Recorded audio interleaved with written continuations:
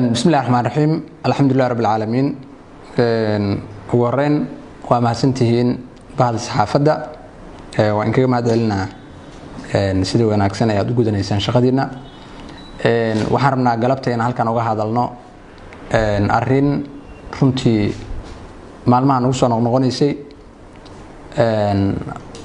وأرمنا إن قلبتي هل كان كسر صارنا قاموا أما محوها هاي go'aan ku jeeda dhacdooyin maalmihii u dambeeyay hadalhayntoodu ay ka socotay degmadan dhacdadaas oo ku saabsan arrin been abuur ah oo magaaladan sumcadeeda iyo sharafteeda la rabo in lagu dhibaateeyo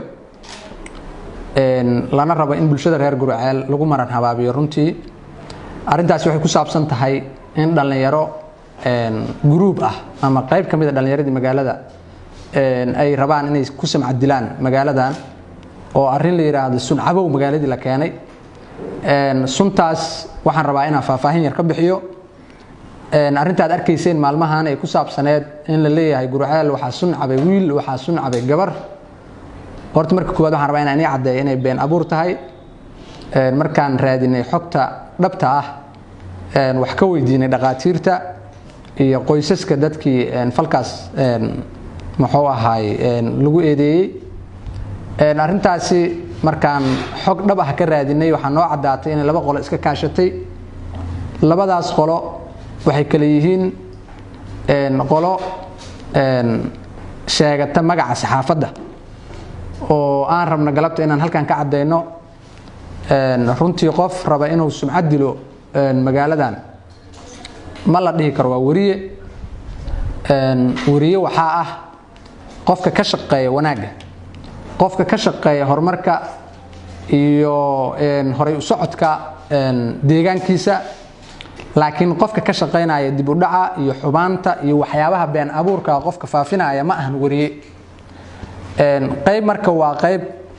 dhinaca kaamirooyinka dadka ku shaqeysta qaybna waa dhalinyaro runtii ayagu arkaya inay ama follow ka raadsadaan ama maxuu ahaay ama comment leeni bixiyay waxyaaba la xiriira social media labadaas qolo ayaa iska kaashatay arrintan ku saabsan buunbuuninta sunna lacaba iyo waxyaaba la mid ah waxay maraysaa hadda in xamar inta laga soo aado oo dhalinyaro meel kale ay ka yimaadaan inay dhahaan Gurceel aan sun u soo doonanay runtii waa wax la yaabo waxaan rabnaa laga bilaabo galabtay cidii muxuu ahaay soo qorta arrin ku saabsan sunna lacabay cidii sheegata ayadu inay sun cabtay oo been ah iyo waxyaabaha la xiriiraba waxaan farayaa laamaha amniga in laga howlgalo qof kasta la yiraahdo sunna lacabay waxa uu ka furan yahay baaritaankiisu saldhigga booliiska degmada Gurceel halkaas ayaa lagu xaqiijinayaa halkaas ayaa su'aalo lagu weydiinayaa laakiin wax loo dul qaadan kara ma ahan in magaaladii la sumcad dilo in propaganda been la abuuro in maalinba inta qof soo hadlo oo yiraahdo aniga gabar aan jeclaay waan isdili rabay aniga wiil aan jeclaay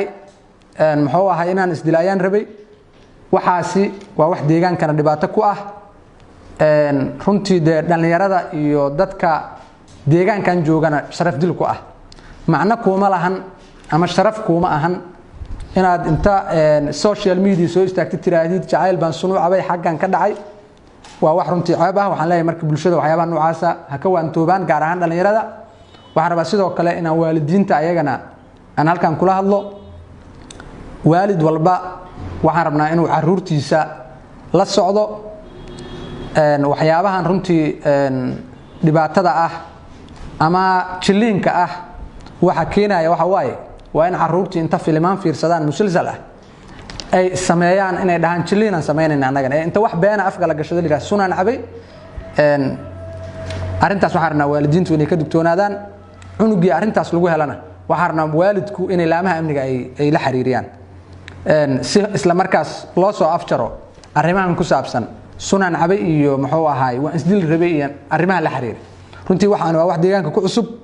waa arrin aan horay uga jiri jirin ugu dambeyn waxaan rabaa bahda saxaafad marka la leeyahay saxaafadu xuquuq bay leedahay waxaan rabnaa xuquuqda saxaafadu ay leedahay inaan ilaalino inaan ku xad gudubno ma rabno qof wariye ah inaan dhibaatayno ma rabno laakiin waxaan rabnaa wariyuhu inuu ilaaliyo xuquuqda isaga lagu leeyahay ma u aqoonsanayno wariye qof ka shaqaynaya dhibaataynta deegaanka ma u ogolin mana u dul qaadanayno adoo sheeganaya wariye inaad tahay inaad inta kaamira qaadatid dhalinyaro u tagtid tiraahdid sunan cabaydhe sariir beena ku soo sawirtid propaganda aad samaysid arrintaas runtii waa arrin dhibaato weyn leh qofkii lagu arkay hadda kadibna tilaab ayaa laga qaadi doonaa tilaabadaas oo ah inuu maro xabsi iyo in maxkamad la horgeeyo haddii ilaa yiraahdo aad u mahadsantihiin baada saxaafadda waan kaga mahad celinaynaa runtii wada shaqaynta iyo sida wanaagsan markaan leeyahay saxaafadda de kala ma jeedo inaad idinku xumaan samaysaan laakiin shakhsiyaad magacii saxaafadda adeegsanaya ee camera la wareegay runtii deegaanka ku soo kordhay propagandana mar walba iyo deegaanka dhibaatadiisa inuu ka shaqeeyo ka fakarayo marka waxaan rabnaa arrimaha noocaasi ah inaad idinkana ka hortagtaan wax walba oo deegaanka subcad dilku ahna inaad diidaan wixii wanaag u ah deegaankana aad faafisaan haddii ilaa yiraahdo waxaan rajaynayaa hadda kadib laamaha amnigu inay la xisaabtamaan dadka sameynaya falalka noocaasi oo kaleeta ah ayna ugu horeeyaan kuwa hadda social media aan ku arkaynay in isla haddaba la soo xiro lana marsiiyo ciqaab u dhigata wixii ay sameeyeen sharaf nooma ahan wanaag nooma ahan magaca dhalinyarada iyo magaca mustaqbalka gurceelna sax ma ahan in maalin walba la yiraahdo magaaladii sunta waa wax foolxumo badan bulshada waxaan leeyahay marka aan ka wada qayb qaadano ama nagu gacan siiyaan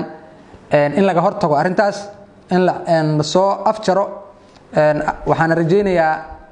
in ay noqon doonto wax waa la maqlaa laakiin wixii u dambeeyo mar dambe aan maqalno haddii ilaa yiraahdo in arrintaas naga soo afjarmi doonto aad u mahadsantihiin mar kale waa inii mahad celinaa saxaafadda. Assalaamu calaykum waraxmatullaahi tacaala wabarakaatu.